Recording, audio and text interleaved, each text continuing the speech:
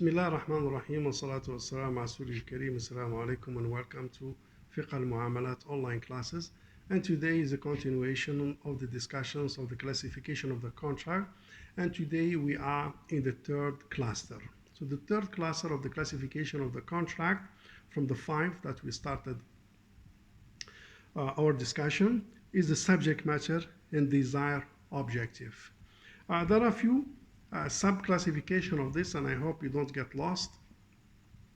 And we'll go one by one, then we recap so we can capture the entire scope of this cluster, because there are around 1, 2, 3, 4, 5, 6, 7 types of contract under this cluster. Let me just read them, then we try to go one by one briefly in a high-level description. So the first one, so this classification, again, to recap, is from the angle of the subject matter, which is price and goods, and the desired objectives. Number one, عقود التمليكات, contract of ownership. Number two, عقود الإسقاطات, contract of elimination. Number three, عقود الإطلاقات, contract of removing restriction. Number four, عقود التقييدات, contract of imposing restrictions. Number five, عقود الشركات, partnership contract.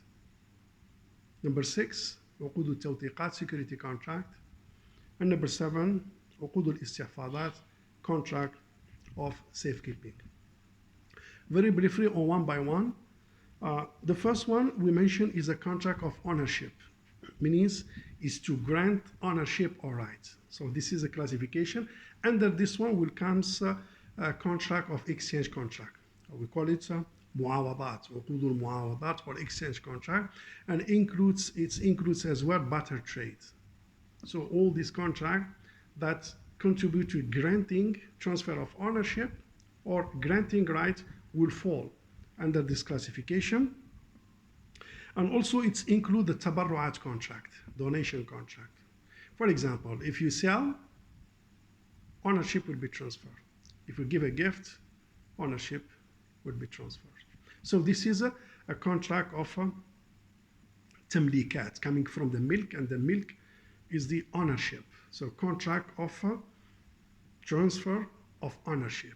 This is why, again, as I mentioned at the beginning, the discussion of the classification of the contract is important for product developments and innovation and financial engineering. Those people who are trying to innovate products, so when they know this kind of classification, so they know those contracts, how they behave, what they're looking for.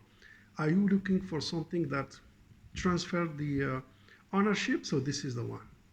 Are you looking for something that remove restrictions, impose restrictions? What do you want? What they are looking for? So here are the different types of contract that you may select, to use them to build and design your product in a very perfect way, which is in compliance with Sharia. So again, the first one is a contract of transfer of ownership, such as exchange contract, barter trade, and donations. Second one is a contract of eliminations, عقود الإسقاطات. These are those contracts where the objective is to eliminate the rights of someone. And the examples here could be, for example, waive of debts. You want to waive debts. Of course, this one could be with redemption and with no redemption. So there is the redemptions. Basically, it's known outside the Fiqh al-Muamalat, but it is in the family law. You call it basically the khula, or the divorce by redemption. So meaning there is a redemption that the wife normally give it to the husband in order to execute the divorce.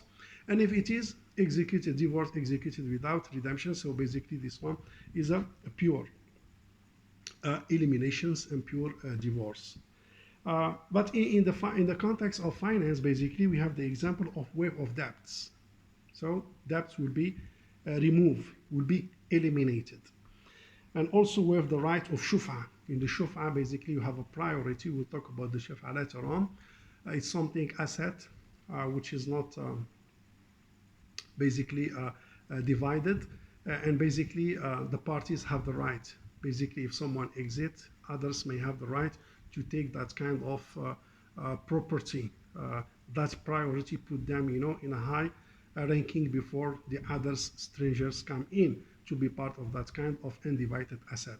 So this one we call it al-musha. So people who are involved in the musha have a right on that asset, unless what they will do, they will waive their rights. If they waive their rights, so others may come in to claim or buy or acquire that property. The other classifications is a contract of removing restrictions, عقود al-itlaqat. And those contracts in which basically the objective is to remove a restriction on a person and let him be involved in undertaking which was not established for him in the past. And the example here we have the agency wakala.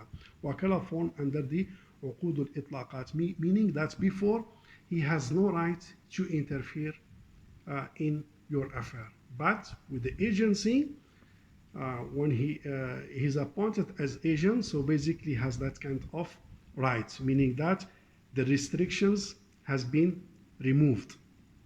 So we call it uqud al-itlaqat, or contract for removing restrictions. It was restricted to interfere in your business.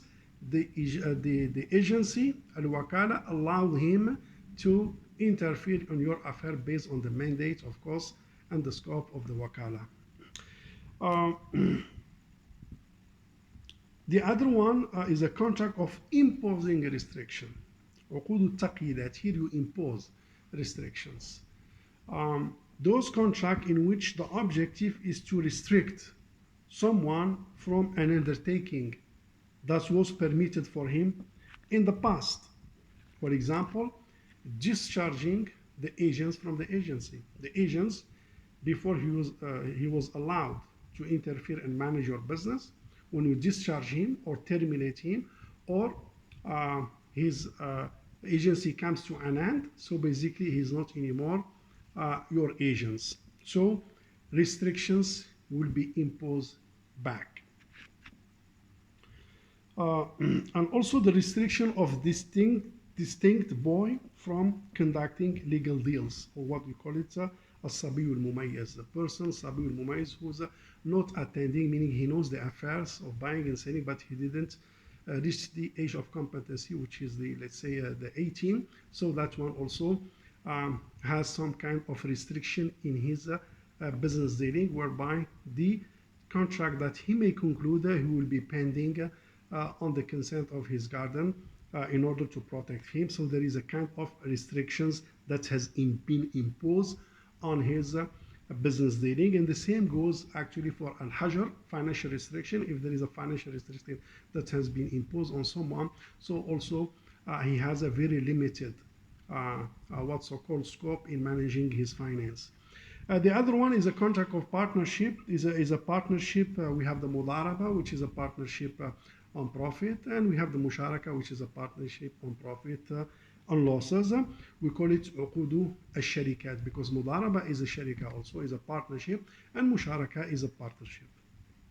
The other one is a contract of security, uqudu tawthiqat. This contract provides security or collateral. This contract, which the objective is to have a security to have a security of loans or a debt for their owners, meaning it's to secure the loan, it's to secure deferred payments, it's to secure something. So we use what's called security contract, and we have the kafala, which is the guarantee. Then we have the hawala, transfer of debt, and we have the mortgage, which is the rent. So these three basically contribute to secure some of the rights of the parties. The following one is basically contract of safekeeping, or uqud al-istihfadat, where this contract occurred between two persons for the objective to safeguard the property. And here we have a deposit or an ida to provide safekeeping of specific asset. Could be a car, could be a mobile, could be movable asset, could be immovable asset, it could be even animals. So the contract is basically to protect and safeguard this specific asset. So it will be parked under what's called عقود الاستحفاظات. الاستحفاظ is coming from the حفظ, meaning preserve, meaning safekeeping.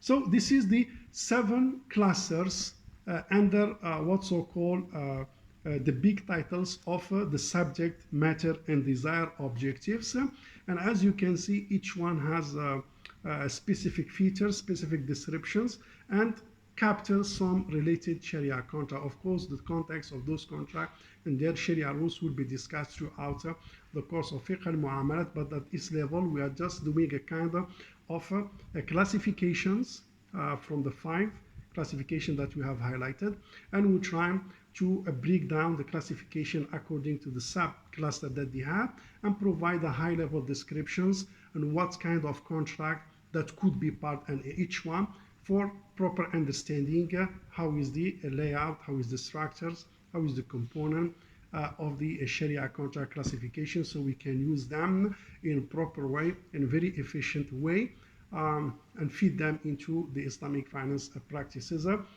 for designing product and services. With that, thank you very much and see you soon. And assalamu alaikum wa rahmatullahi ta'ala wa barakatuh.